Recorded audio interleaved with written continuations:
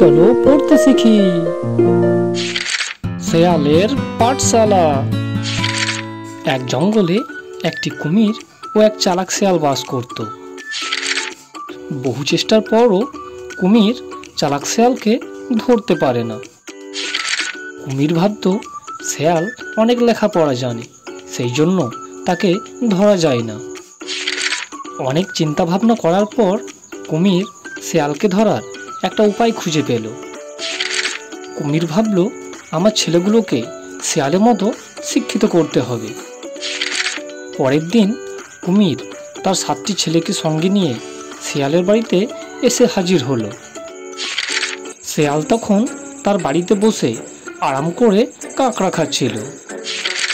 কুমির এসে শেয়ালকে ডাক দিল, শেয়াল পণ্ডিত, শেয়াল পণ্ডিত, বাড়িতে আছো নাকি? শেয়াল বাড়ির বাইরে এসে বলল, আরে কুমির ভাই যে, তা কি মনে করে? কুমির বলল, ভাই এই আমার 7 ছেলে, মূর্খ হলে করে খেতে পারবে না, তাই তোমার কাছে এনেছি।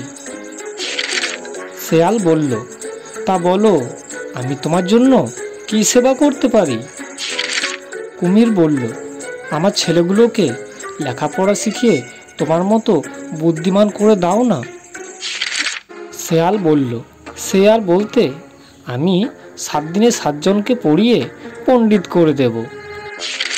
এটা শুনে কুমির খুব খুশি।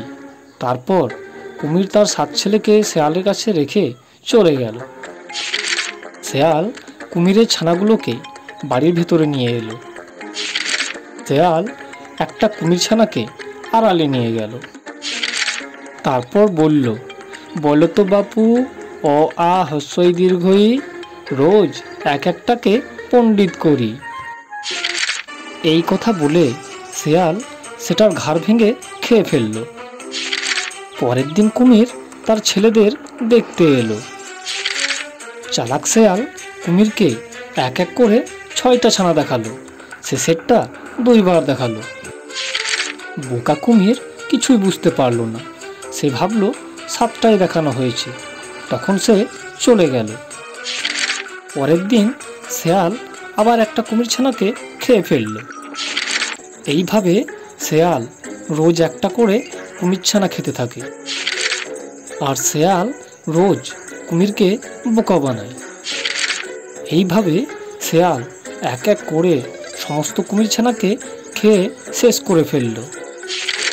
প্রতিদিনের মতো কুমির তার ছেলেদের দেখতে এলো।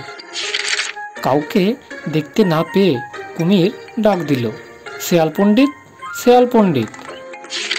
সাড়া না পেয়ে কুমির বাড়ির ভিতরে ঢুকলো। কুমির বাড়ির ভিতরে ঢুকে তার ছেলেদের অবশিষ্ট হাড় দেখতে পেল। কুমির বুঝতে পারল যে শেয়াল তাকে বোকা বানিয়ে তার ছেলেদের খেয়ে ফেলেছে। কুমির রাগে শেয়ালকে চারিদিকে খুঁজতে শুরু করলো। এদিকে কুমিরকে আসতে দেখে শেয়াল ভাবল, না, এই বনে আর থাকা যাবে না, আমায় পেলে আর আস্ত রাখবে না। এই ভেবে শেয়াল নদীর ওপারের বনে যাবার সিদ্ধান্ত নিল। কুমির অনেক খোঁজাখুঁজির পর দেখল শেয়াল নদী পেরিয়ে অন্য বনে চলে যাচ্ছে। শেয়ালকে নদী পেরোতে দেখে কুমির, দাঁড়া, মজা দেখাচ্ছি বলে জলে ঝাঁপিয়ে পড়ল। কুমির জলের নিচে গিয়ে শেয়ালের একটা ঠ্যাং কামড়ে ধরল। চালাক শেয়াল বলল, এই কুমিরটা কি বোকা, আমার ঠ্যাং মনে করে একটা লাঠিকে ধরেছে। এ কথা শুনে কুমির ভাবল, তাই তো, পা ধরতে গিয়ে লাঠি ধরে ফেলেছি, শিগগির লাঠি ছেড়ে পা ধরি। এই ভেবে সে শেয়ালের পা ছেড়ে দিল। পা ছাড়ার সাথে সাথে শেয়াল এক লাফে ডাঙায় উঠে গেল। উঠেই বোঁ করে দে ছুট।